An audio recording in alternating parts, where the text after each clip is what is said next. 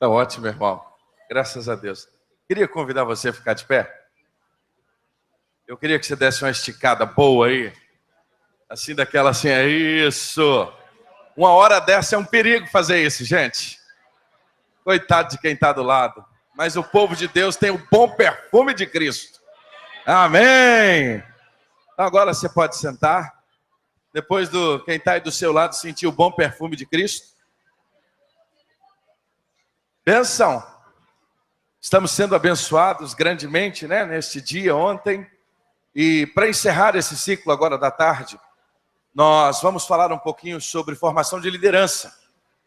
E uma coisa interessante nesse processo, se você já tem pequeno grupo, é que a maior trava da multiplicação não está relacionada ao crescimento do pequeno grupo. O pequeno grupo cresce.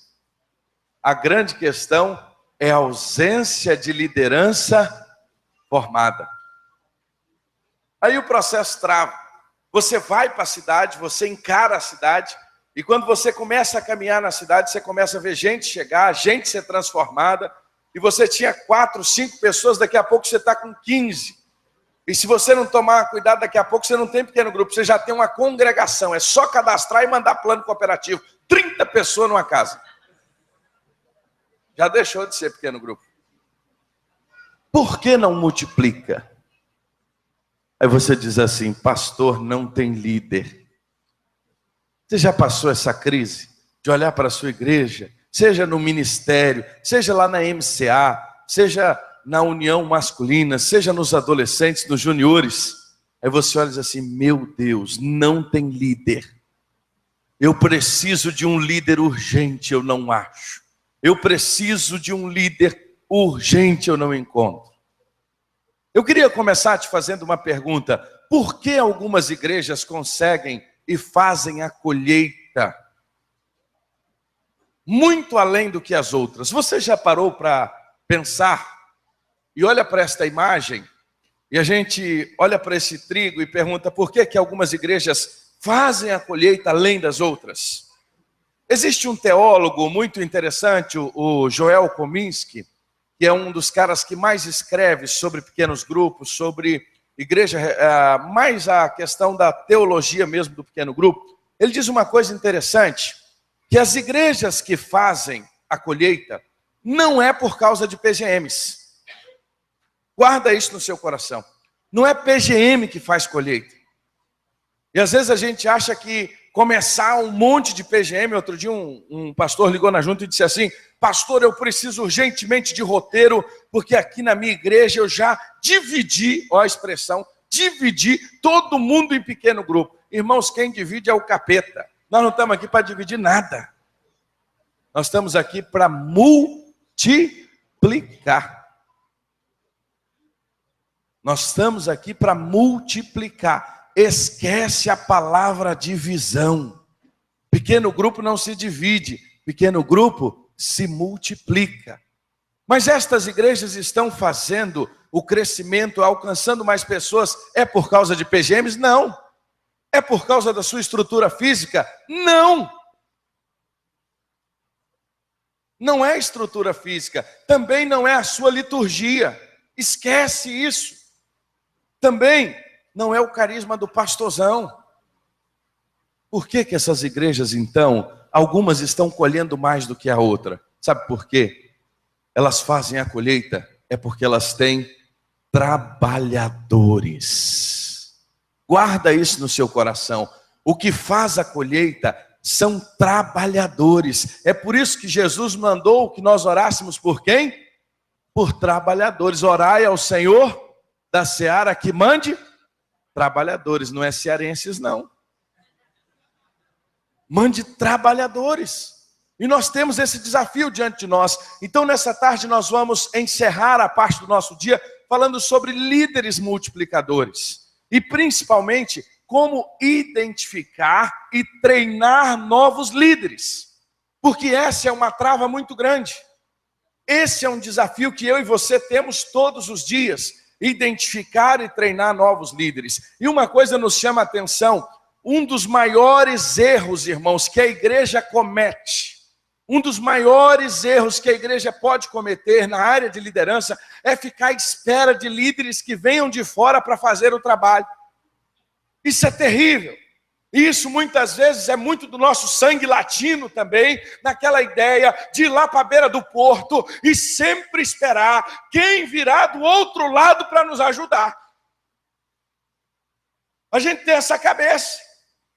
A gente tem essa cosmovisão de ir para a beira do porto e ficar por ali. Quem vai atravessar? Quem virá de além-mar para nos ajudar aqui aonde nós estamos? E aí a gente passa a vida inteira lá na congregação. Quem já plantou igreja sabe, grupo pequeno. Às vezes é você sozinho. Isso me faz lembrar de uma história lá no Piauí.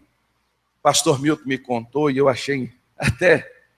Diz que o casal começou a plantar a igreja e tinha 2 filhos.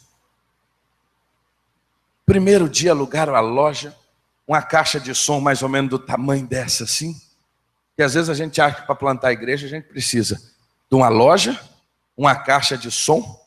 Antes era um retroprojetor, agora é data show. Ninguém quer retroprojetor mais não, meu irmão. Negócio de retroprojetor? Data show. E o pai começou, gente, vamos embora, que senão nós vamos chegar atrasados no culto. Vamos embora, que nós vamos chegar atrasados no culto. Aí, de repente, o filhozinho pequenininho falou assim, pai, para que tanta pressa se só é a gente? É uma verdade.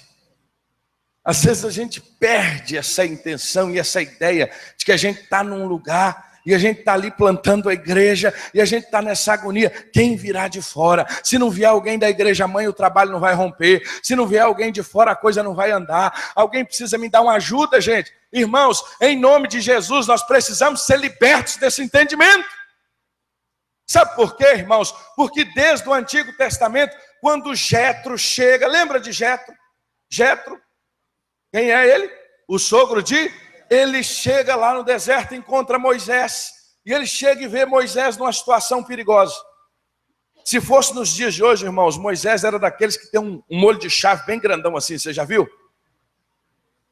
Gente com muita chave é perigoso, hein? Isso é coisa séria. Irmãos, lá estava Moisés. Lá em Minas Gerais a gente diz assim, ele resolvia tudo, até briga de galinha. O cara fazia tudo, então o sogrão olhou e falou, se eu não dar um conselho para esse cara, logo, logo minha filha vai voltar para casa, vai ficar viúva, vai morrer. Não vai dar conta. Está fazendo tudo sozinho. Moisés, você vai morrer. 600 mil homens, fora mulheres e crianças. Imagine se lá tinha uns 10 daquele que o pastor Valmir disse. E diz assim, Deus me enviou para essa igreja, sabe para quê? Para dizer não, para questionar. Eu sou do contra. Eu não sei o que é, mas eu sou contra. Tem gente que é assim. Imagine se Moisés tivesse uns desses lá. No final do dia ele estava o quê? Cansado. Agora, você lembra do conselho de Jetro para Moisés? Olha o que ele diz, Moisés, procura onde? Ele não falou para ele voltar no Egito. Ele não falou para ele voltar atrás, mas ele diz assim, procura dentre o povo, é a aplicação de ontem, o azeite já está lá, meu irmão. Procura dentre o povo, homens capazes, temente a Deus, gente de coração ensinável, gente de integridade, humildade espiritual, coragem, que seja dinâmico. E aí o que Jetro estava dizendo para Moisés? Moisés, comece a observar entre as pessoas que estão perto de você. Comece a olhar para as pessoas que estão ao seu redor. É por isso, irmãos, e agora falo aos meus irmãos pastores, não colega, não tem colega, nós somos irmãos. Nós temos que acabar com esse negócio de colega. Isso é colega, irmão, colega a gente tem lá no mundo, lá fora. Aqui nós somos irmãos. Irmãos pastores que choram uns com os outros. Tudo isso vai ser a partir da mudança do nosso papel em entender que nós precisamos ser pastores treinadores. Ter essa compreensão que o nosso papel pastoral, como Paulo nos ensina, lá em Efésios 4, 11 e 12, em dizer que ele designou uns para apóstolos, outros para profetas, outros para evangelistas e outros para pastores e mestres, tendo em vista o aperfeiçoamento dos santos. O nosso papel, isso aqui foi uma crise grande, confesso aos irmãos, quando eu fui confrontado alguns anos atrás pelo pastor Sam Tippett. Meu dom predominante, pela graça de Deus e presente de Deus, é evangelista. E na minha concepção, desde criança, adolescência na igreja, eu não sou filho de crentes, mas converti aos 13 anos, conhecia Jesus, e o Senhor me presenteou com esse dom desde a minha adolescência, a juventude. Eu entendia que quem era o evangelista? Era alguém que ia ganhar um bolo de folheto, sair de porta em porta entregando folheto. E ele era o responsável de ganhar as pessoas para Jesus na igreja. Quem é o responsável para evangelizar na igreja? É quem? O evangelista. É ele. Ah, tem que fazer um culto na praça. Isso é responsabilidade de quem? Do evangelista. Tem que fazer uma visita. Isso é responsabilidade de quem? Do evangelista. Mas esse texto diz que o evangelista, ele tem um outro papel. Ele foi dado ao corpo, e o pastor Sam me ensinou isso, e foi uma mudança radical na minha vida alguns anos atrás, que o papel do evangelista, além de evangelizar e testemunhar como um discípulo de Jesus, a sua principal função é levar outras pessoas a testemunharem. Ele é um capacitador, irmãos. O pastor é um capacitador. E aí a gente vai entender que nós fomos chamados e o Senhor nos deu os dons para que nós possamos auxiliar o povo de Deus para a obra do ministério, para a edificação do corpo de Cristo. Aleluia! O ministério está na mão do povo, irmãos. Nós não podemos costurar o véu de novo, não, meus irmãos. O véu já está rasgado. Todos nós somos sacerdotes santos, povo adquirido de propriedade exclusiva de Deus, resgatado das trevas para a maravilhosa luz, para anunciar as virtudes de Jesus. Mas às vezes nós queremos pegar uma agulha, mais ou menos daquela grande de fechar saco. Você já fechou saco de arroz? Aquela agulha grandona que você vem assim, ó. Tem hora que dá vontade, pastor Valmir, de pegar um e ir lá no véu do templo e começar a costurar ele de novo. Por quê? Porque nós queremos ter o sacerdote. Só ele visita, só ele discipula, só ele faz. Irmãos, o véu já foi rasgado. Você é um sacerdote na presença de Deus. Agora, o papel do pastor é um treinador. E aí o Wayland Moore diz uma coisa interessante. A formação de liderança, ela deve ser prioridade no ministério pastoral. O pastor, ele é pastor de pastores. O pastor, o seu grande desafio é formar novos pastores. É como líder de pequeno grupo. O seu maior desafio não é apenas fazer o grupo crescer, mas é formar um novo líder. É como o supervisor. O maior desafio do supervisor é formar um novo supervisor. Um líder de área, o maior desafio dele é formar um novo líder de área. Aí não pode ter insegurança não, chefe. Se você for inseguro, tem que resolver isso com Deus primeiro. Fico pensando, Moisés agora inseguro, colocando líder sobre 1000, líder sobre 500, sobre 100, sobre 10. Ia entrar em crise. Ia deitar e ia ficar pensando, será que eles estão falando mal de mim? O que será que eles estão fazendo com esse povo? Isso é prioridade. E aí o desafio do pastor, discipular os seus líderes, os seus diáconos e também pessoas que estão ao seu redor. Eu gosto muito do Black Hebel, que ele diz uma coisa interessante, que o papel principal do treinador é mover as pessoas de onde elas estão para onde Deus quer que elas estejam. Guarda isso. Eu queria que meus irmãos pastores e líderes missionários levantassem a mão e ficassem de pé agora, em nome de Jesus. Agora eu vou fazer mais um pedido, que as esposas desses líderes fiquem de pé. irmãs valorosas. Ô bênção. Sabedoria é o pastor que traz a esposa para um encontro como esse. Isso é sabedoria. Bênção. Irmãos, vamos dar uma salva de palmas para esses líderes preciosos. Homens de Deus, gente querida, gente amada. Agora eu queria que você olhasse aqui para mim. Você sabe qual é o meu e o seu papel? Sabe o que é? Olha o que diz o próximo texto, lá na próxima tela. O nosso papel é mover as pessoas de onde elas estão para onde Deus deseja que elas estejam. Pode assentar. Esse é o meu e o seu papel. E você que veio aqui com o seu pastor, você pode ter certeza que ele já está fazendo isso. Ele já está investindo na sua vida para você sair de onde você está, para você chegar aonde Deus deseja. É por isso que você está aqui. É por isso que você veio para esse encontro. É por isso que você está nesse congresso. Agora, como é o processo de identificação e de formação de lideranças multiplicadoras? Essa é uma pergunta que a gente sempre faz. Como se dá esse processo? Como nós podemos responder essa pergunta? Então, nessa tarde, nós vamos falar rapidamente sobre 5 verbos que eu queria que você guardasse no seu coração. São eles: identificar. Guarda o primeiro. Segundo, comprometer. Terceiro, desenvolver. Quarto, avaliar. Quinto, incentivar. Vamos repetir juntos? Qual é o primeiro? Segundo. Terceiro.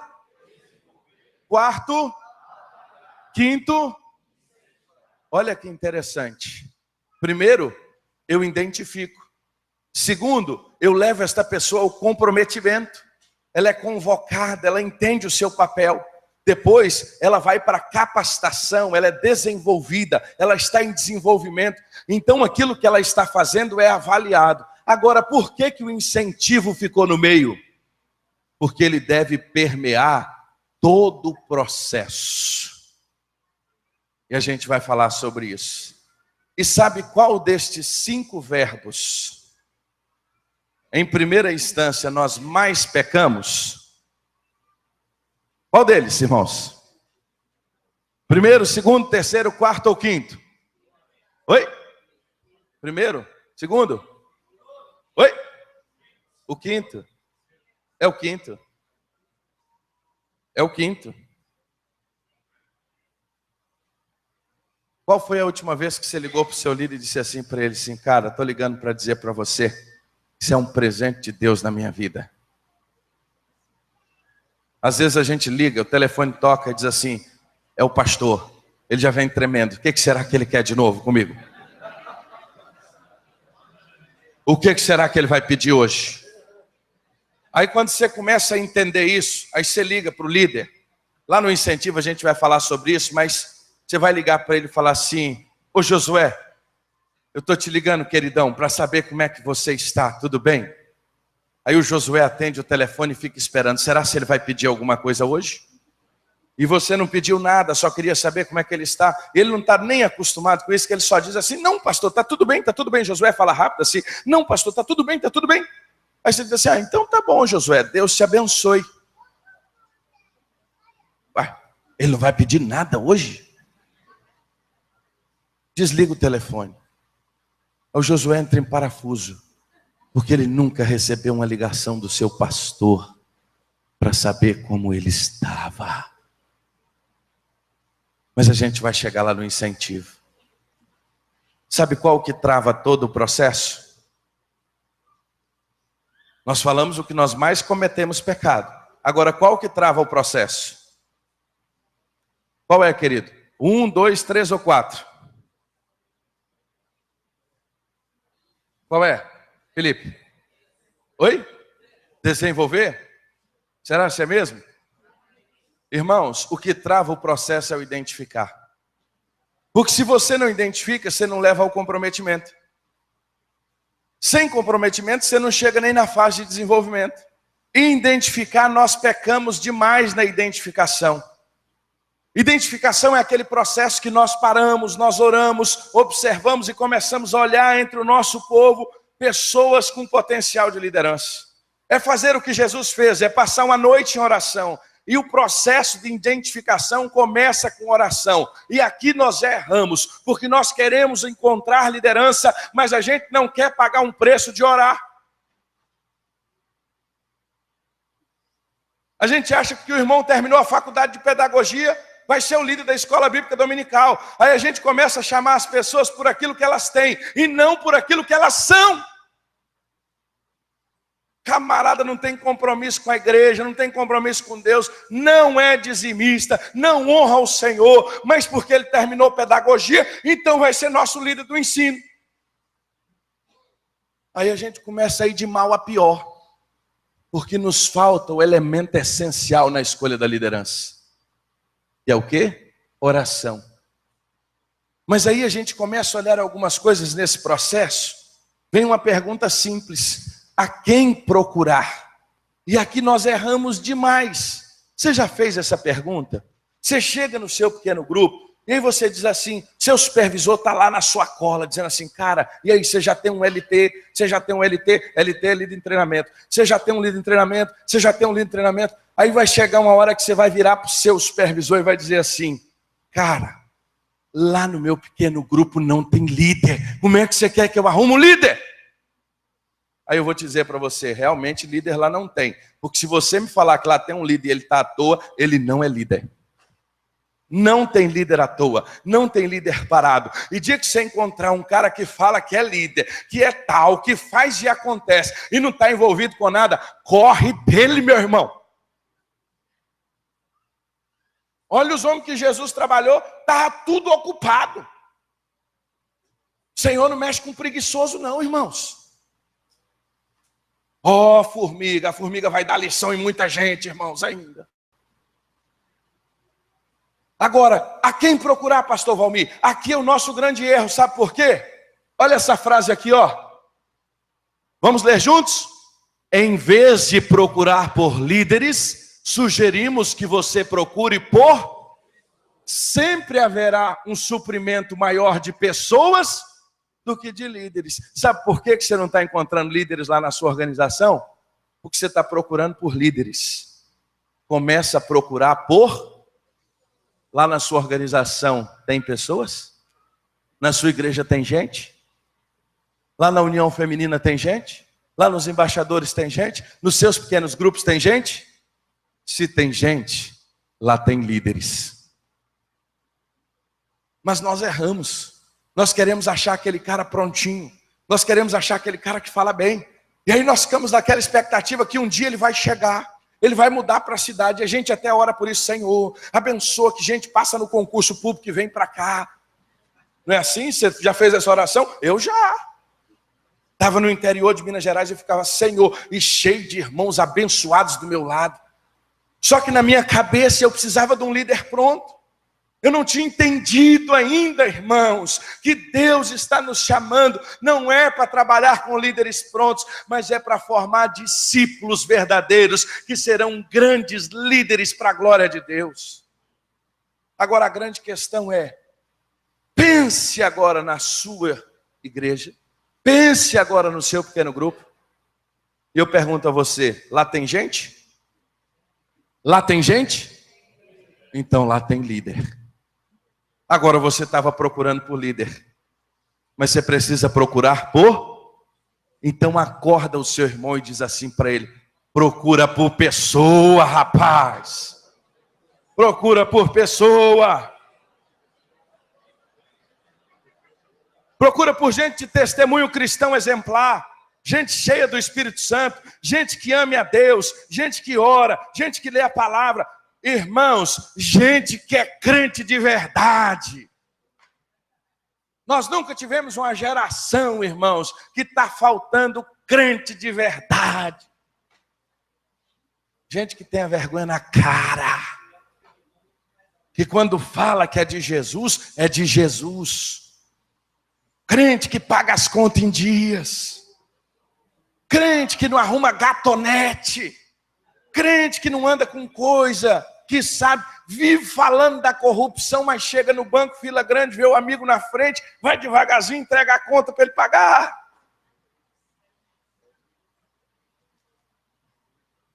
Aí, irmãos, a gente ainda quer falar do político.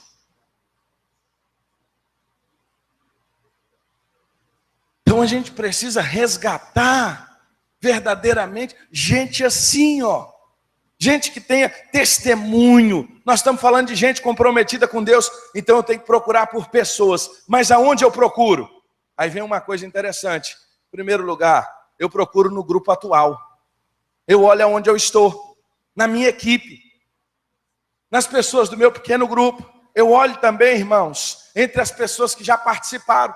Às vezes você tem um cara que é uma bênção lá na sua igreja, às vezes o cara está um pouquinho afastado, mas ele não está sem cuidado, e ele pode ser cuidado e ser um grande líder. E mais, procure na igreja como um todo, procure na sua família.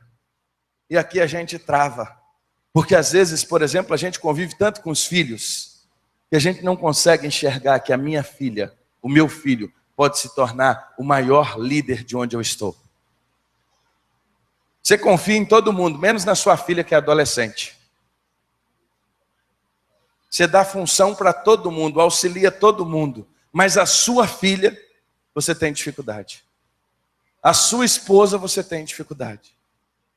E aqui, nós estamos sendo desafiados a olhar para a nossa família. E mais, procure entre seus amigos, aqui é onde nós pecamos. A relação de amizade é tão forte que às vezes o cara está do nosso lado, que a gente não consegue ver ele como líder. E mais, procure, agora aqui é um desafio. Procure entre pastor, mas o novo convertido, aí vai dar um nó na cabeça, né, irmão Egon? Mas eu gosto de lembrar do primeiro missionário da Bíblia. Você lembra, pastor Valmir, do primeiro missionário da Bíblia? Ele era o seguinte, ele era um cara que morava nos sepulcros, andava sem roupa, e era um problema social lá em Gadara. Já viu falar nesse cara? Era o demoniado gadareno. O cara era um problema. Problema para a família, problema para o lugar. Jesus chega lá e ora. E repreende aquela legião. E aquele povo tinha um coração tão duro que eles preferiram os 300 porcos do que aquele homem transformado. Mas aquele homem diz assim: Senhor, o senhor deixa eu ir com o senhor? Acho que tinha mais ou menos uma meia hora que ele tinha se convertido. É mais ou menos isso. Vamos pensar um pouquinho, mais umas 4 horas, né? Para você ficar mais confortável. E meia hora só é muito pouco. Aí ele diz assim: volta para sua casa e faz o quê? Senhor, mas ele não pode, ele ainda não foi na classe de batismo. Senhor, como é que ele vai falar para os dele? Ele ainda não fez as 8 lições. Senhor, como é que ele vai ser esse primeiro missionário? Ele não fez um curso de formação, Senhor. Como é que vai ser a doutrina? Quem era o primeiro missionário enviado? O ex-endemoniado gadareno, migão. Sabe por quê? Porque o único requisito para alguém ser uma testemunha de Jesus é ter uma experiência com Cristo. Se teve experiência com Jesus, comece a investir nessa pessoa. Eu não estou dizendo para você que ela vai pastorear a igreja, não. Pastorear a igreja é você, meu irmão. Agora comece a investir na vida dela. Níveis, lideranças a níveis de liderança. Nós estamos falando de líderes básicos, líderes primários, os primeiros momentos. Talvez ele não vai ser primeiramente nem um líder em treinamento, mas já chama ele para ser um hospedeiro. Se você quer dar uma tarefa de liderança para ele, chama ele para fazer os cartõezinhos para os visitantes do seu pequeno grupo multiplicador. O problema nosso é que às vezes a gente não compartilha com as pessoas. Guarda isso no seu coração. A cada semana, quando terminar a sua reunião, deixa cada um com uma tarefa para a semana que vem. Flávio, semana que vem você vai ajudar no lanche. Valmir, você vai escolher o cântico que nós vamos cantar. Cabral, você vai ser o intercessor da semana. É bom, você vai ligar para os visitantes que vieram hoje. Você está fazendo o quê, amigão? Formando líderes. Ah, não, mas aqui o papel de cortar os papeizinhos da igreja é meu. Você já viu aquelas lembrancinhas de Dia das Mães? Isso só acontece lá na minha terra, Minas Gerais. Aquela irmã que faz o cartãozinho tem 40 anos. Você começa a falar de formação de liderança, ela entra em crise. Mas isso não acontece aqui não, irmão Egon. Aí vem o Dia das Mães agora, está chegando. Aí ela faz aquele cartãozinho. Ela fala assim, eu fui no congresso, formação de liderança. Alguém podia me ajudar a cortar esse cartão. Eu vou pedir para a irmã fulana, mas eu lembro que papai falou que quando a gente quer alguma coisa, a gente faz, a gente não pede. E começa aquela crise. Mas será se ela vai dar conta? Aí você, com muita dificuldade, você chama a irmã Rosa e diz assim, irmã Rosa, eu estou precisando muito do seu apoio. Senhor, será se ela vai dar conta? Irmã Rosa, eu preciso que a senhora me ajude cortando esses cartõezinhos das lembrancinhas do Dia das Mães. É para domingo que vem, irmã Rosa. A senhora não vai esquecer? Vou não, minha irmã. Como é que já está o coração da irmã Rosa? Nunca pôde fazer nada. A vontade era ajudar. A vontade era fazer. Irmã Rosa vai para casa pisando nas nuvens. Essa semana, esse ano, eu vou cortar o quê? Os cartõezinhos dos Dias das Mães. A irmã mais experiente, enquanto a irmã Rosa vai pisando nas nuvens, a irmã vai em desespero para casa. Porque ela sempre cortou na linha certinha. E ela já começa a entrar em crise. Como é que esses cartõezinhos virão cortados? Ela já começa a pensar em cobra na areia quente. O negócio vai vir assim, tesoura para lá, tesoura para cá. Como é que as mães vão receber aquele cartãozinho que é tesoura para lá, tesoura para cá? Não é tesoura picotada, não. É aquela que era para ficar reta, mas ela não cortou. Sexta-feira ela já está em desespero, porque ela é daquelas que sempre na quarta está tudo pronto. Gente, eu estou vendo gente rir, isso não acontece aqui no Rio Grande do Sul. Isso é só lá na minha terra, pastor Cabral. E tem homem que é assim também. Não é só as irmãs, não. É o ser humano. Chega sexta-feira, você já quis ligar 15 vezes para a irmã Rosa, mas você não teve coragem. Mas você liga e você fala assim, irmã Rosa, como é que está o trabalho? Assim, minha irmã, olha o sorriso. Tá pronto, ficou linda. Aí você diz assim, traz para eu ver. E ela leva. E quando ela bate a campainha, antes dela bater, você já estava na porta, esperando ela no portão. E ela abre o saco e você desesperada. E quando você olha, tudo que você pensava aconteceu. Sabe aquela linhazinha do cartãozinho que você fez? Lá no Word, que você passou a semana inteira? A irmã Rosa passou a tesoura nela. Aí ela olha para você e diz assim, ficou bom? Aí você diz assim, irmã Rosa, ficou excelente. Excelente, irmã Rosa. Obrigado, minha irmã. Como é que a Rosa vai para casa? Feliz da vida, eu pude servir, fui útil no reino de Deus. Você fecha o portão.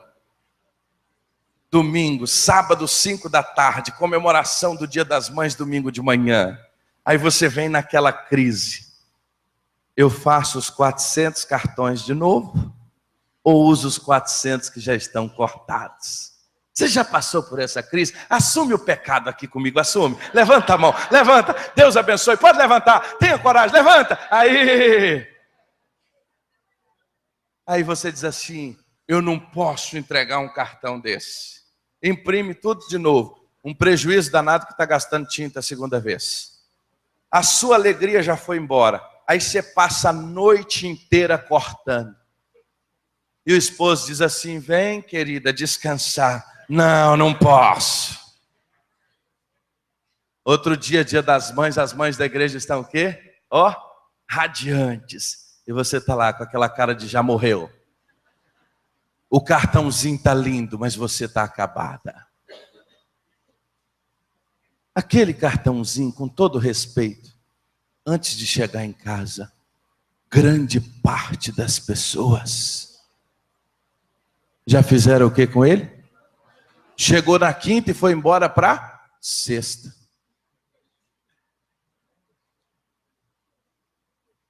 Sabe quem sofreu com tudo isso? Você, que foi insegura, que poderia chamar a Rosa e dizer assim, Rosa, ficou muito bom, mas eu quero te amar de novo. Sabe para quê? Para agora eu vou cortar junto com você. Nós duas vamos cortar. E vamos cortar. Olha assim, o que você acha da gente cortar a gente? Mas quando isso acontece, sabe o que a gente faz na maioria das vezes? Nunca mais a gente envolve ninguém. E a gente ainda pega aquele pensamento assim: papai me disse que quem quer faz.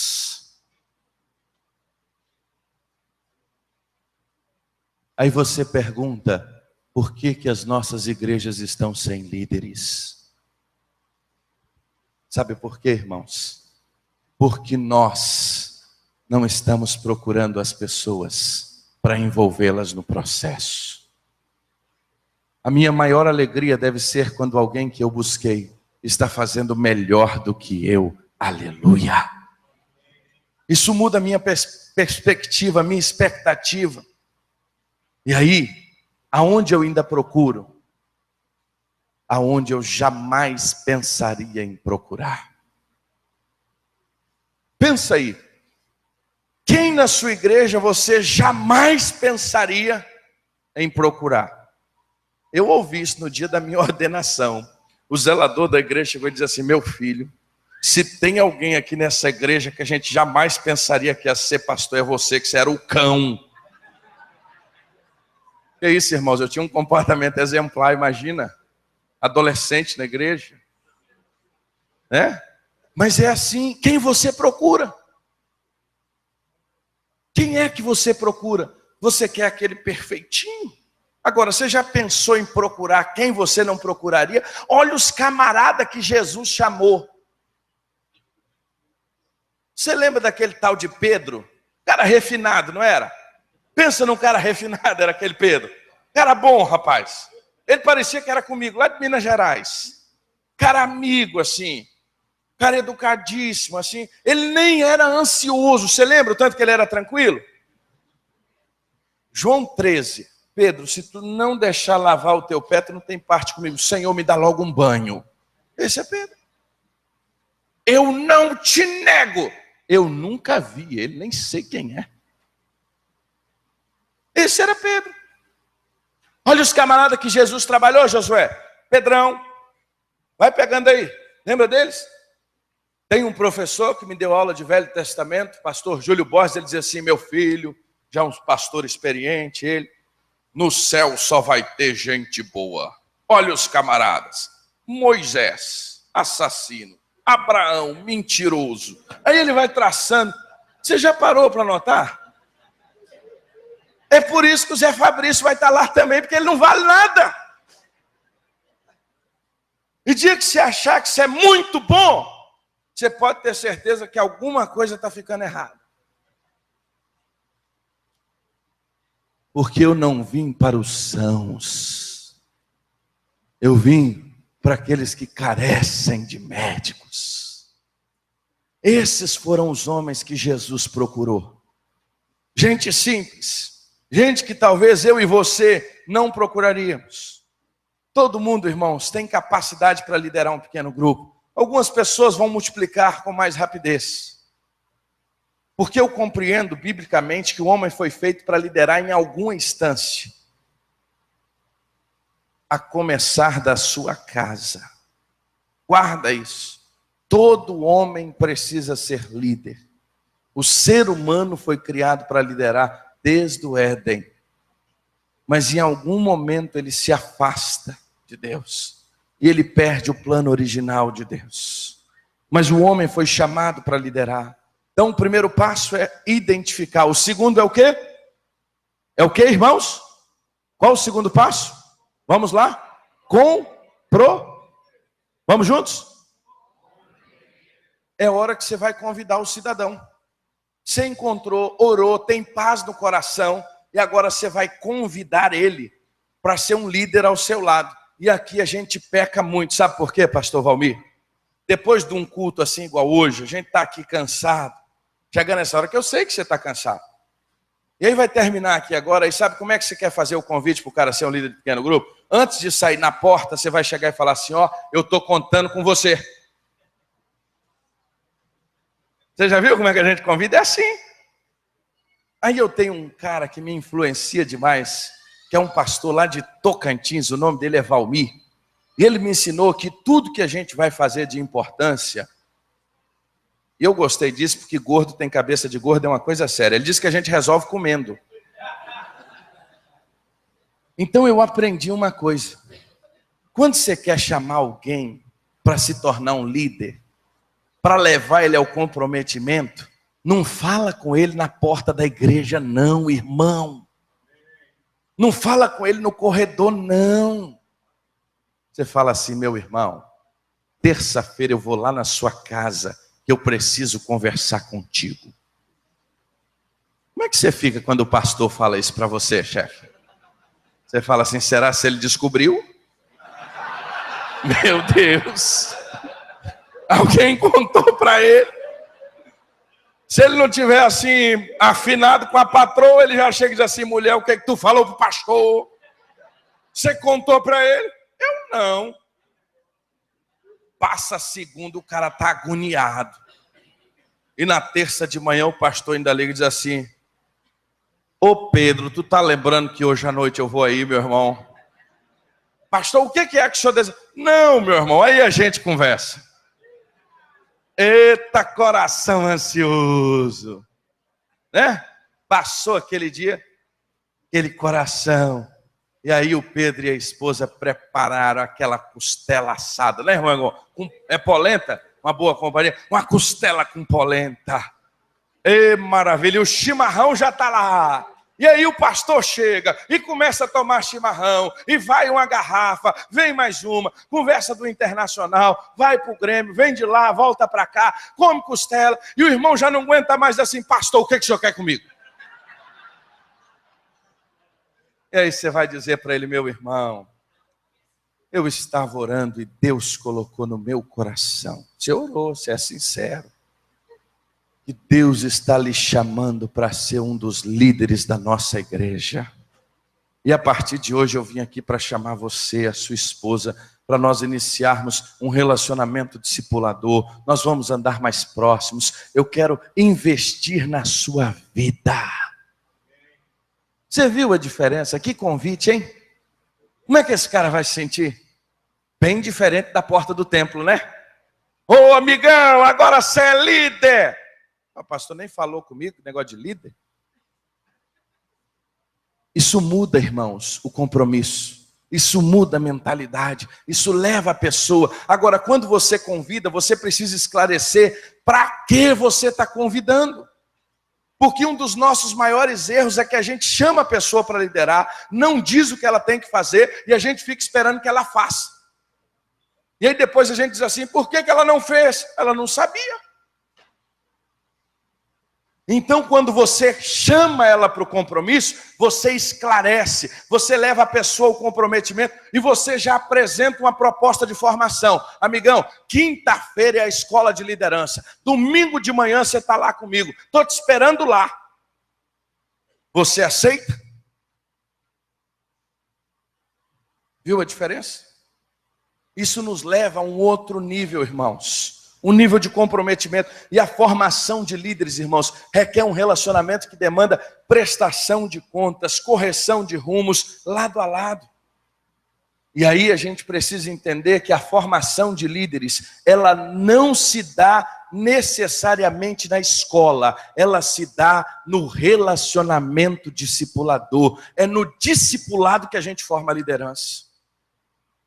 E aí a nossa mentalidade começa a mudar. Porque a gente sempre quis buscar alguém de fora. Não, você vai formar de dentro.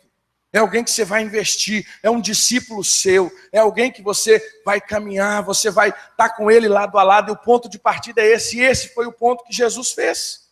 É por isso, irmãos, que nós precisamos entender que em um relacionamento discipulador é o exemplo de vida que faz toda a diferença. Irmãos, meus pais não eram cristãos. Eu aceitei a Jesus aos 13 anos, quando eu tinha muito medo da morte. A morte me atormentava. Acaba do interior, aqueles velórios na rua, vem andando. Você já viu? Capital não tem isso não. Mas no interior é assim. Primeiro passa um carro de som. Nota de falecimento. Rapaz. Lá na sua cidade ainda tem isso? Na minha tem. a família tal cumpre o doloroso dever de comunicar. Quando eu ouvia aquele carro, eu ficava perturbado. Sabe por quê? Porque a morte me atormentava. Mas um dia eu conheci um texto que diz assim: em verdade vos digo, que aquele que crê e ouve a minha palavra tem a vida eterna, não entra em juízo, mas passou da morte para a vida. A minha vida nunca mais foi a mesma. Mas o meu pastor, um homem muito sério, começou a cuidar de mim com 13 anos. Com 14 anos eu ia fazer visita com ele, eu não entendi o que era aquilo. Dizia assim: meu filho, eu vou passar lá domingo à tarde, você pode visitar comigo? Eu ia. O que ele estava fazendo, irmãos? Estava investindo na minha vida. E aquele homem, um exemplo de vida, pastor Masatoshi Sato, um exemplo de homem de Deus. E nós começamos a ver que os jovens daquela geração, aquilo que ele tinha por valor, todos nós aprendemos a copiá-lo. Por quê? Porque a sua vida impactou a nossa vida. Porque não tem como desvincular a vida de uma pessoa daquilo que ela ensina.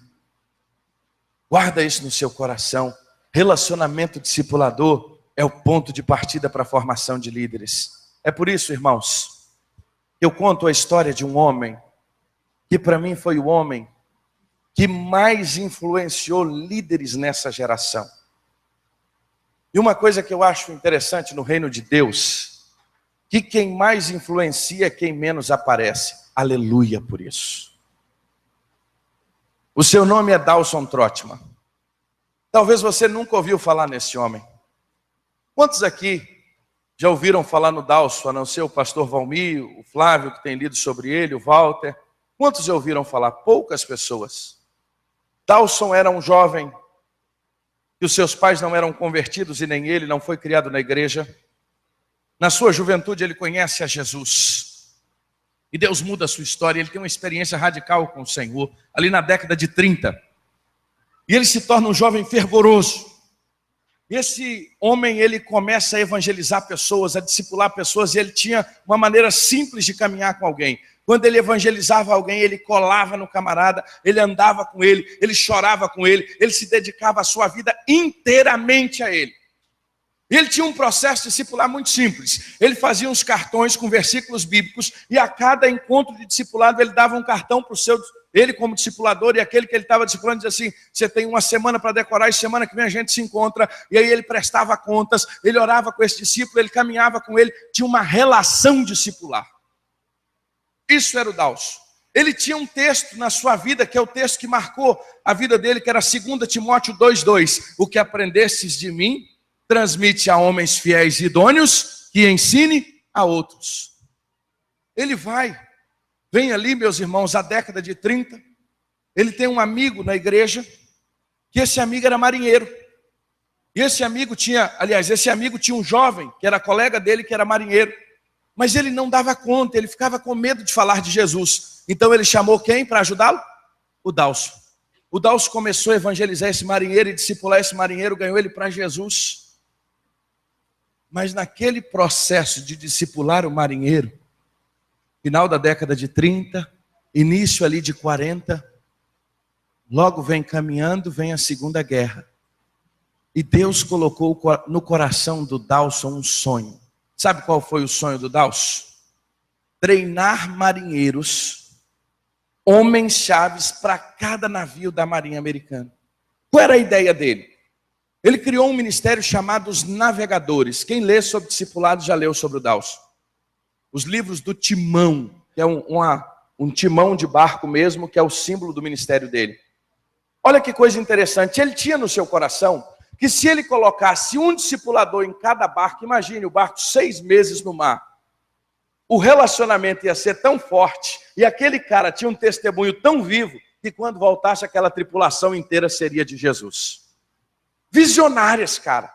E ele começou a investir em marinheiros, e ele começou a investir em pessoas, e ele tinha um sonho no seu coração e uma convicção. Para ele, era uma grande emoção tocar na vida de um homem que iria tocar uma grande multidão de homens. E ele dizia: o nosso melhor investimento é em homens fiéis que serão capazes de ensinar a outros. Essa era a convicção do Dawson. O cara era apaixonado por Jesus e apaixonado por gente. Eu acho que se o Dawson tivesse conhecido o pastor Valmir, ele dizia assim: o meu negócio é gente. O negócio do Dawson era gente. O Dawson começou a ser conhecido. Uma das pessoas que o Dawson discipulou foi o Wayland Moore. E o ministério do Dawson começa a ser conhecido, e aí apareceu um batista pregando e arrebanhando multidões na década de 50. Qual era o nome dele?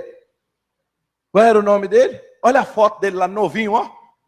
Quem era esse homem aí? Billy Graham. Só que o Billy Graham tinha um problema. Chegava numa cruzada, ele pregava e tinha centenas de decisões. Era igual a casa do julgamento lá no pastor Valmir. Qual era o problema? Não ficava ninguém. Não tinha cuidado, não tinha discipulado. Mas aí o Billy Graham ouviu falar num homem. Ele ouviu falar em quem? No Dawson. Chamou o Dawson para ajudar ele. E o Dawson se tornou o coordenador de conservação. Em inglês o verbo que eles usam é assimilação dos novos crentes. E o Dawson montou todo um processo de cuidado das pessoas que se convertiam. E o Dawson, irmãos, influenciou o Billy Graham de tal maneira, a ponto dele dizer que as suas cruzadas não teriam sentido nenhum se ele não tivesse entendido o processo do discipulado 1 a 1. Porque Dawson defendia que a melhor maneira e o discipulado mais efetivo era o discipulado 1 a 1. Em 1950.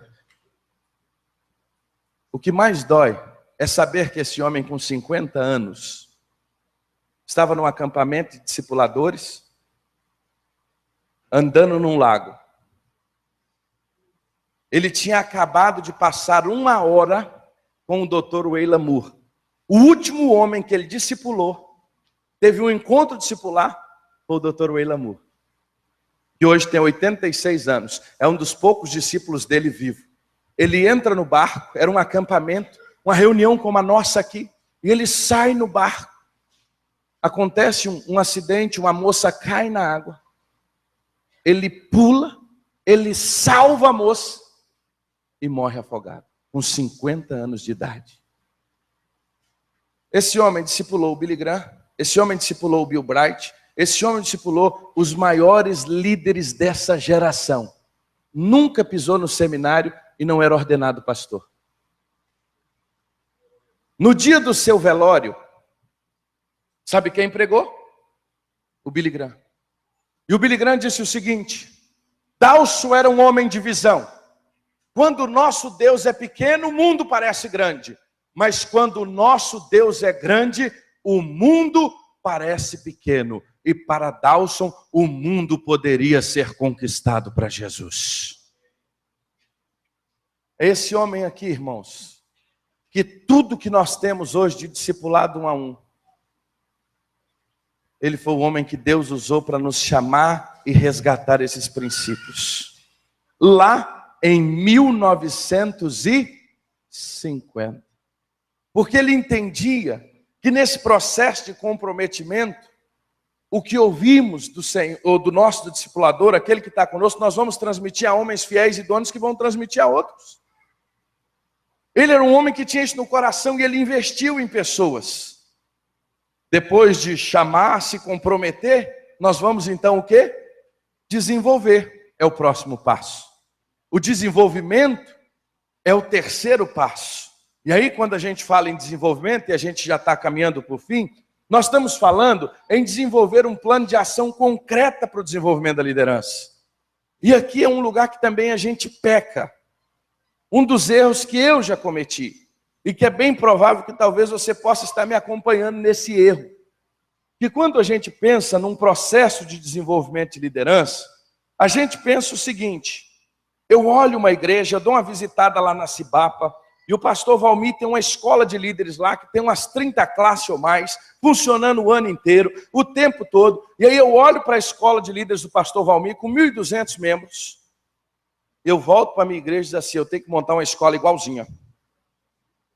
com 30 professores, com 40, todo mundo envolvido.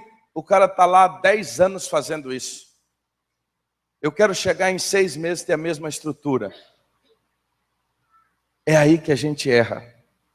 Eu preciso ter um processo de formação de acordo com a minha realidade. A maioria das igrejas brasileiras não passam de 100 membros.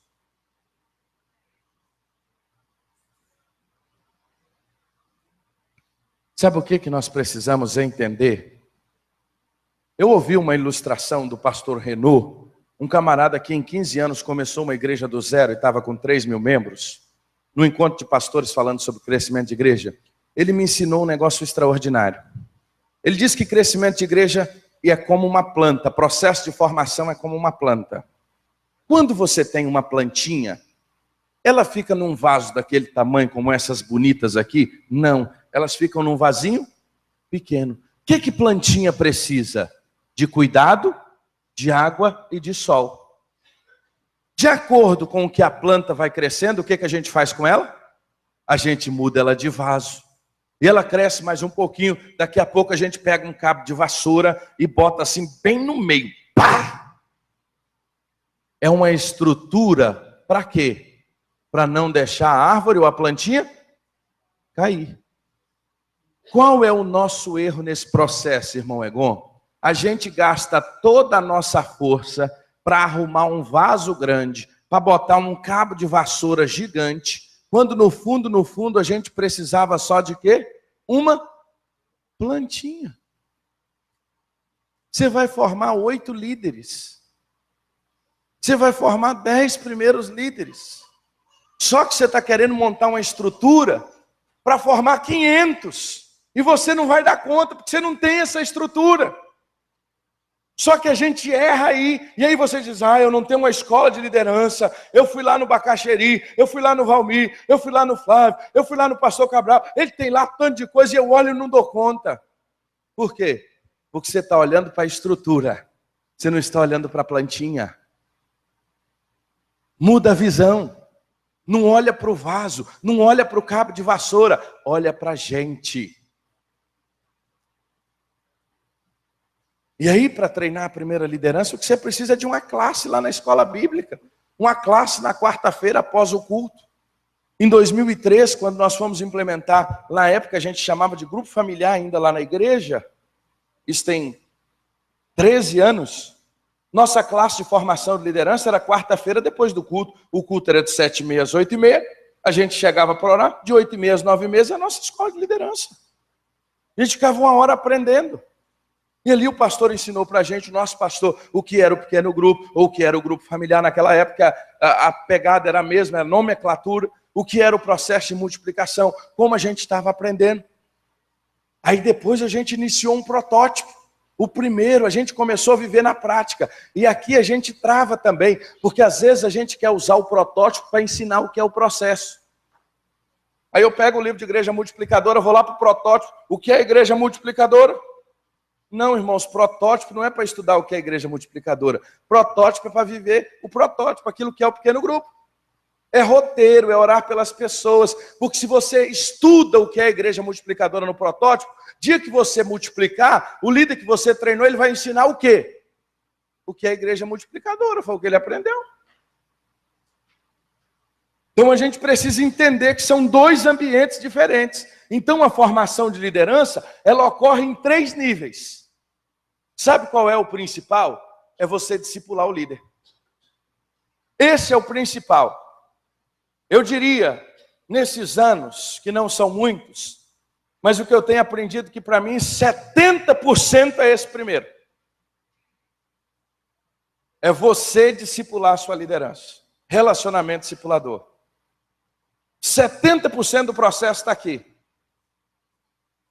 Outros 15% é a prática no pequeno grupo, ele vai aprender fazendo.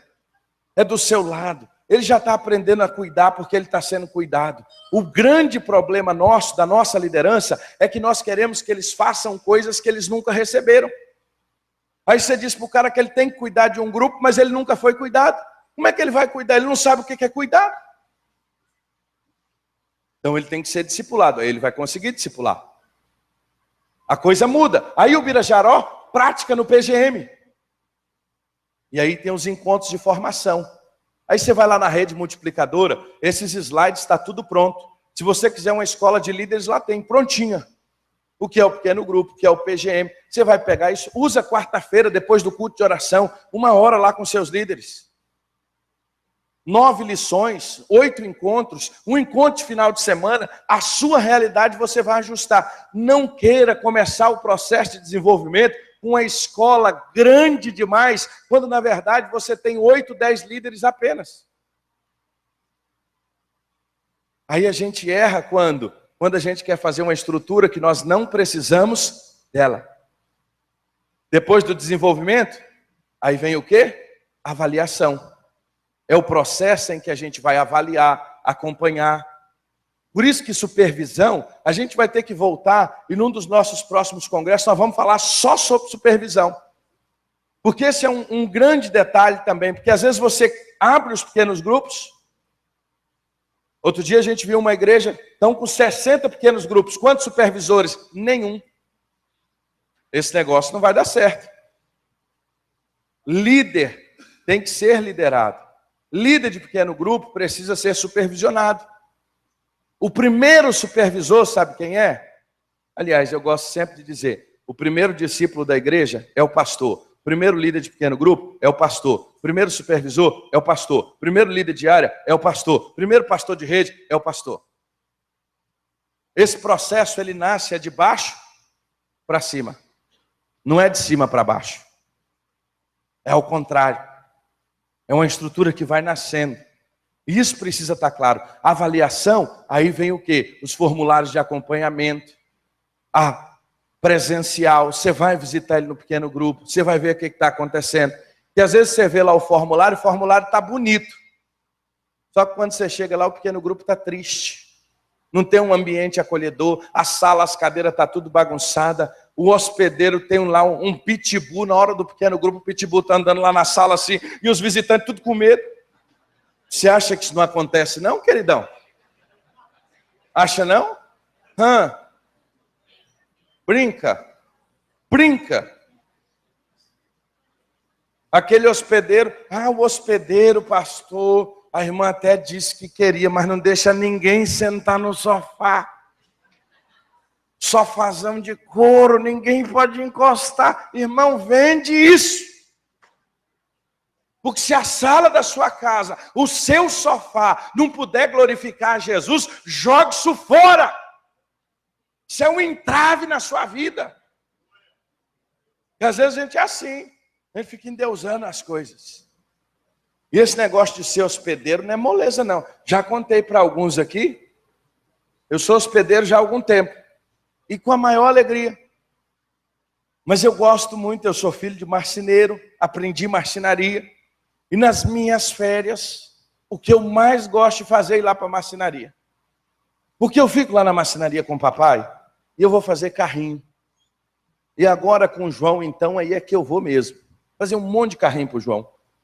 E nas minhas últimas férias, o ano passado, eu fui para a marcenaria e fiz 5 carrinhos de madeira. E na minha vaidade, o ser humano é vaidoso, irmãos. Vaidade é uma desgraça. Cheguei em casa, botei os carrinhos aonde? Na sala. Só para alguém chegar e falar assim, que carrinho bonito. Você já fez isso, né? Você é pecador igual eu? Pequeno grupo, nós estávamos orando por um rapaz. Seu nome era Carlos. E orando para Deus fazer uma mudança na vida do Carlos. Eu conheci o Carlos num táxi. Carlos taxista. Eu achei interessante que o Carlos tinha no volante, assim ali onde fica o velocímetro, uma foto grande de uma criança. Não dava nem para ver o velocímetro. Falei assim, que negócio estranho. O cara com a foto em cima do velocímetro, tem alguma coisa errada, né? Aí eu perguntei para ele o que é. Ele falou assim, não, isso aqui é meu menininho, ele chama Samuel. Eu tenho 2 filhos maiores, ele é um filho mais novo, que Deus nos deu depois de 15 anos. Só que ele tem um princípio de surdez. E dali nós começamos uma conversa e começamos a orar por ele. E graças a Deus essa criança está em tratamento. E esse processo está evoluindo. Hoje ela já está começando a falar. O Carlos não se converteu, mas o Carlos chegou aí no nosso pequeno grupo. E no dia que ele foi, ele levou o Samuel. E o Samuel tem 3 anos. Samuel chegou na nossa sala. E quando o Samuel olhou, a primeira coisa que ele viu foi o quê? Ah, se eu pego o Samuel. E o Samuelzinho foi lá. E quando eu olhei, era volante para lá, retrovisor para cá. Madeira, tudo. Irmãos, eu sou bem enjoadinho, não botava prego em nada, tudo colado. Mas o Senhor me ensinou que a vida do Samuel é muito maior daqueles carrinhos lá que não vale nada. Mas às vezes ocorre isso com você. Aquele seu sofazão bonito, vai chegar alguém lá e vai deixar cair um guaraná nele. Aí você diz assim, pastor, eu não quero mais pequeno grupo lá em casa. Se isso for o problema, irmã, tá ruim. Vamos pedir para Jesus levar o sofá, te deixar sem sofá. Umas caixas de madeira para sentar. Não é assim? Que as coisas valem mais do que as pessoas, mas na avaliação a gente descobre essas coisas. Você chega no pequeno grupo, não tem luz na sala, está aquela penumbra. Pastor Valmir, irmão, já fez supervisão no pequeno grupo que você chega? Está o grupo lá, aquela luz apagadinha. Lá em Minas Gerais, na roça, a gente fala assim, aquele tomatinho. Não ilumina nada, parece luz de gerador. Leva um presente para ele, dá uma branca dessa de 40 watts, que não vai economizar, e ele vai chegar lá, claro, um ambiente claro, está todo mundo se vendo.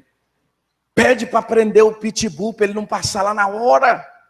Desliga a televisão, irmão.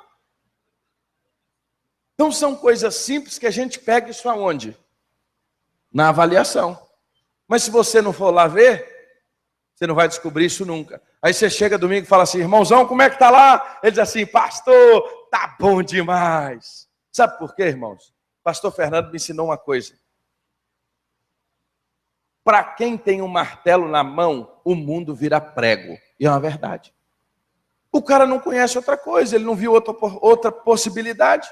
Então, para ele, aquilo está excelente. Então, esse processo de avaliação é muito importante. Então, eu identifico, eu comprometo, eu desenvolvo, eu avalio e, por último, aí o negócio arrocha agora. Esse é o centro e é o que nós mais pecamos. Eu não quero lhe constranger, mas eu queria lhe perguntar, qual foi a última vez que você ligou para um líder seu e disse, meu irmão, eu sou grato a Deus pela sua vida. Eu sou grato a Deus por você. Eu sou grato a Deus por Deus me trazer a essa igreja e trazer você para cá. Sabe o que ocorre conosco, irmãos? A gente vai fazendo o seguinte. A gente conhece o camarada, a gente chamou ele, comprometeu, capacitou e deu para ele uma mochila da liderança. E ele começa muito bem, porque a mochila no início, ela está leve. E ele está caminhando bem. Mas os dias vão se passando. Presta aqui, meu irmão. Ó, eu encontro com ele.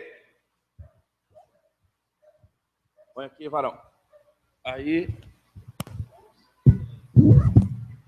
eu vou. A coisa começa a ficar pesada.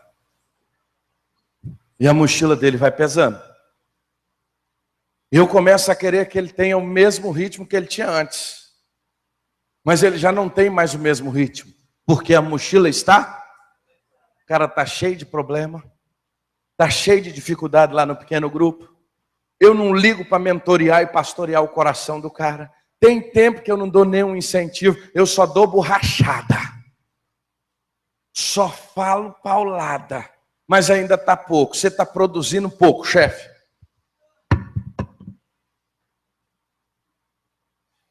Você está precisando de mais? Trabalho. Aí, está pouco ainda? Bota mais. E é assim que a gente vai tratando nossa liderança. Ó.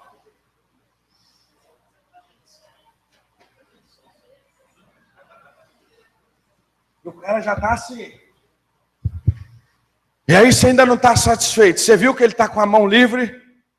Leve isso aqui, meu irmão, para mim também. Mas está pouco. Me dá mais. Essa mochila já não cabe mais.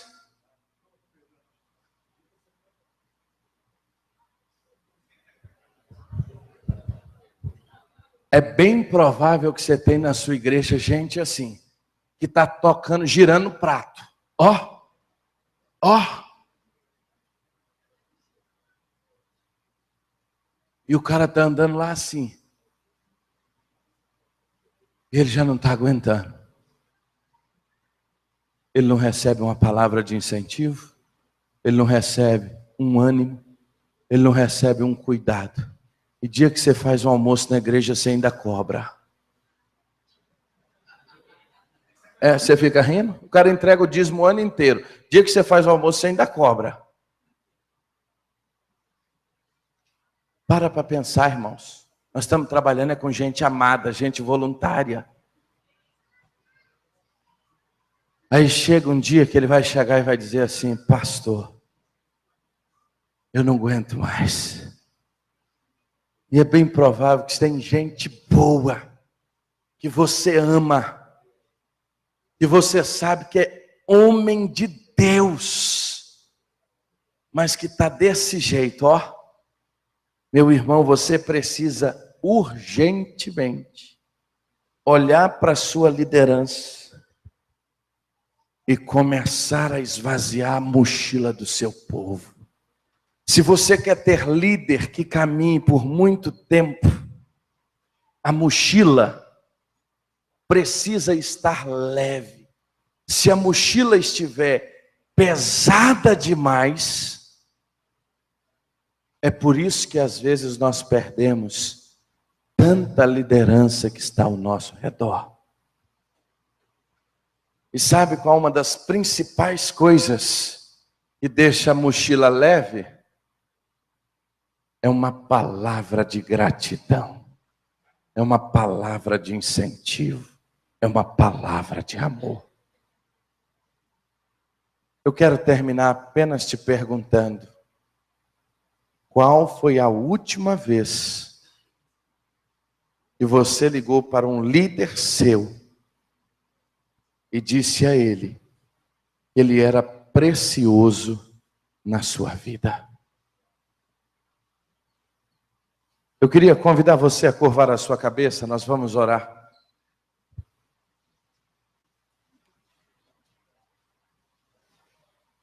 E eu queria convidar você a pensar sobre isso. Talvez você chegou aqui nesse congresso dizendo: esse negócio de formação de líder, lá na igreja não tem líder. Irmão, lá não tem líder, mas lá tem gente, aleluia, em nome de Jesus lá tem gente. E se lá tem gente, lá tem líder. A grande questão é como você está enxergando. A grande questão é como você está vendo. O milagre começa com o azeite que você tem. Ô, glória! E já tem líder lá, meu irmão. Tem gente boa lá do seu lado. Tem gente apaixonada, meu pastor, com você.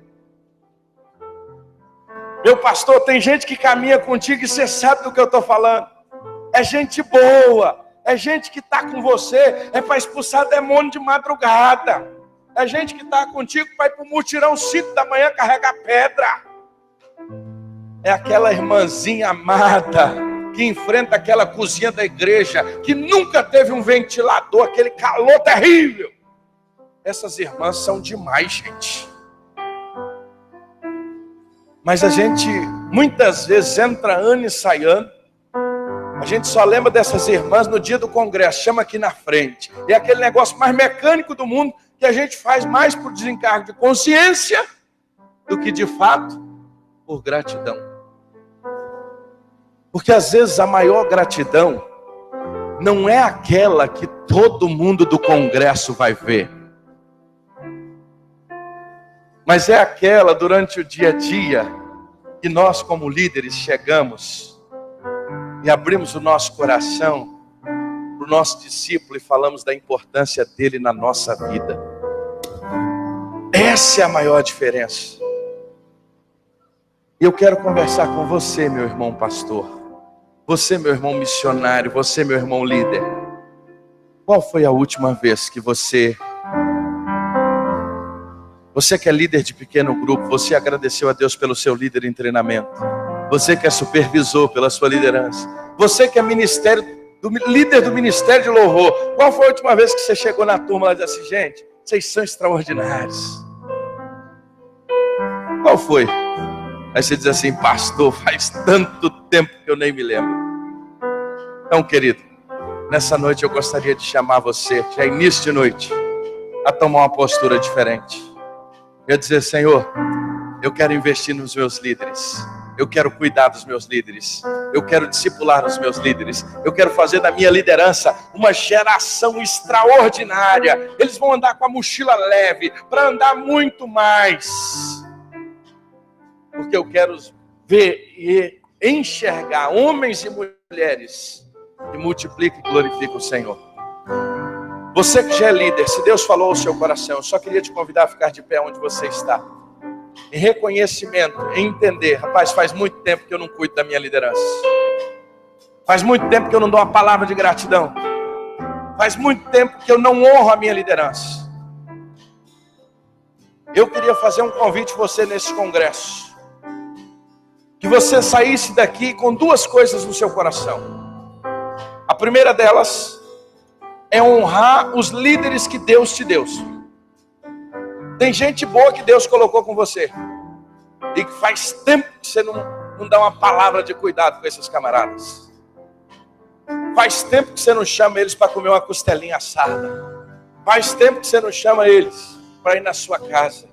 É só borracha, é só serviço. O Senhor está falando contigo. Toma uma postura diante de Deus hoje. Senhor, eu vou mudar isso. Fica de pé numa atitude de mudança. Agora eu tenho um segundo desafio para você. Que esse também é tão grande quanto o primeiro. Uma das coisas mais fáceis da nossa vida é esquecer quem nos abençoou. A gente esquece que um dia nós não éramos líderes. Mas um dia alguém olhou para nós e diz assim: é esse camarada. E essa pessoa investiu na minha e na sua vida. Só que às vezes a gente começa a crescer um pouquinho. Você esquece. Você esquece daquele pastor que te batizou. Você esquece daquele pastor que te mandou para o seminário. Você esquece daquele pastor que abençoou a sua vida. Qual foi a última vez que você ligou para honrar esse pastorzão e dizer assim: meu pastor, há 40 anos atrás, quando eu era uma criança, o senhor cuidou de mim. Eu estou ligando hoje para dizer: hoje o senhor já está aposentado, mas eu queria que o senhor soubesse que o seu ministério ainda hoje vive, porque eu estou aqui servindo a Jesus, e foi graças à sua liderança. A bondade de Deus é o senhor. Qual foi a última vez que você ligou para honrar um pastor que você teve na sua vida e fez diferença? Ah, mas agora você é pastor, você acha que você não precisa ligar mais não? Liga, queridão. Liga. Isso vai fazer um bem danado. Isso vai curar o coração. Às vezes tem pastores que chegam no final da carreira tão amargurado, tão triste, tão machucado. Uma ligação dessa faz um bem. E eu queria desafiar você também. Você que faz muito tempo que não liga para o seu pastor que cuidou de você. Eu queria também convidar você a ficar de pé numa atitude dizendo: eu vou dar uma ligada para ele essa semana. Eu vou ligar para aquele camarada e vou dizer assim: rapaz, obrigado. Você foi uma bênção na minha vida. Eu te amo de todo o coração. Agora, talvez você é líder, mas o seu pastor está aqui. E você também nunca fez isso com ele. Talvez o seu pastor está aqui. E você nunca disse ao seu pastor: muito obrigado. Você é um cara precioso. Eu queria também convidar você a ficar de pé. E se você está aí do lado dele, vai lá e dá um abração nele agora. Aproveita já o momento. Já chega perto dele aí, seu pastor está aí. Fica perto dele que nós vamos orar. Já diga para ele o quanto ele é precioso. Já diga para ele o quanto ele é um cara especial. E se aí perto de você tem um pastor que ninguém abraçou ele, Dá um abraço nele também. Fala para ele que ele é precioso, que ele é um líder precioso, que ele é um homem de Deus. Nós precisamos aprender, irmãos, a honrar os líderes, a honrar a nossa liderança, a amar uns aos outros. E nós vamos orar, e nós vamos agradecer, e dizer uns aos outros: obrigado, Senhor, porque o Senhor levantou homens e mulheres que um dia cuidou de nós. Homens e mulheres que deram as suas vidas para que hoje nós estivéssemos aqui. Gente amada, gente querida, gente que passou necessidade, gente que muitas vezes passou lutas para que hoje eu e você estivesse aqui. É aquele cara que quando você nem pensa, ele está lá de madrugada orando por você, chefe. Está lá nas madrugadas, está clamando pela sua vida. Eu digo mais, se a esposa do seu pastor está aí, dá um abraço nela também, que ela é uma mulher de Deus. Ela é abençoada, ela é querida. Ela tem dado um preço. Pastor, se a sua mulher está aí, meu irmão, dá um beijão nela agora, em nome de Jesus. Aproveita, varão. Ela é uma bênção na sua vida. Nós precisamos, irmãos, aprender a honrar nossos líderes. Isso é uma coisa que é entre nós, irmãos. Eu sei que há muitos exageros sobre isso. Eu não sou favorável a nenhum exagero. Mas a palavra de Deus diz que nós precisamos zelar da vida daqueles homens que zelam por nós. Nós precisamos aprender a respeitar pastor no nosso meio, irmãos. Nós precisamos aprender a respeitar o homem de Deus no nosso meio. E às vezes a gente deixa esse negócio correr bem frouxo. E nós não podemos, não. Sabe por quê? Porque esses homens têm dado a sua vida por nós. Eu queria agora que você estivesse aí com o seu pastor. E se o seu pastor... Se você que é pastor está aqui sozinho, se tem alguém sozinho, chega perto dele aí e dá um abraço. Tem algum pastor aqui que não veio ninguém da sua igreja com você? Levanta a sua mão. Olha lá, pastorzão, eu queria te dar um abraço e eu vou te dar um abraço. Irmão, dá um abraço nesse meu colega aí, nesse meu irmão. Esse aí do bigode, esse aí, ó. Esse aí, esse homem de Deus aí, dá um abraço nele. Glória a Deus. Bira, abraça ele aí, Bira. Dá um abração nele aí. Diga que ele é importante. Vamos orar? Pai, nós queremos te agradecer, Senhor, porque o Senhor levantou líderes entre nós. O Senhor levantou homens e mulheres, Pai, para abençoar a nossa vida. Senhor, nesse instante eu quero te agradecer. Quero te agradecer, Senhor, porque o Senhor tem me dado pessoas que têm cuidado de mim. O Senhor me deu o pastor Massatoshi, Senhor, na minha conversão. O Senhor me deu o pastor Zelito, homem simples, lá no interior, no meu tempo do seminário, o pastor Pablo. Eu te agradeço, ó Deus, pelo pastor Purim Júnior, agora pelo pastor Luiz Cláudio, que é o meu pastor, a quem eu amo, Senhor, homem tão precioso. Eu quero te agradecer, ó Deus, pela vida do pastor Rubens, meu discipulador. Quero te agradecer pela vida do pastor Breder, meu mentor. Quero te agradecer, Senhor, pela vida, ó Deus, do pastor Fernando Brandão, que tem abençoado a minha vida de maneira extraordinária, Senhor. Te agradeço pela vida do pastor Valmir, pelo pastor Silvado, pelo pastor Flávio. Ó Deus, eu quero te agradecer pela vida do irmão Egon, Senhor. Esse homem tão querido, tão honrado, que é um exemplo, não mede esforços por essa convenção. E agora, Senhor, eu quero te agradecer pela vida desses pastores que estão aqui, por esses missionários que estão aqui, por essas esposas de pastores que estão aqui, por esses líderes que estão aqui. Deus, muito obrigado, porque o Senhor continua a chamar líderes, chamar homens e mulheres para o ministério. Muito obrigado por esses líderes que estão aqui, e nos dê a sensibilidade, Senhor, de sermos instrumentos nas tuas mãos, para glorificar o teu santo nome. E nós queremos, ó Deus, nesta geração, ser um farol. Nós queremos nessa geração fazer a diferença, em nome do Senhor Jesus. É isso que nós queremos. Nós oramos em nome de Jesus. Amém. Vamos adorar ao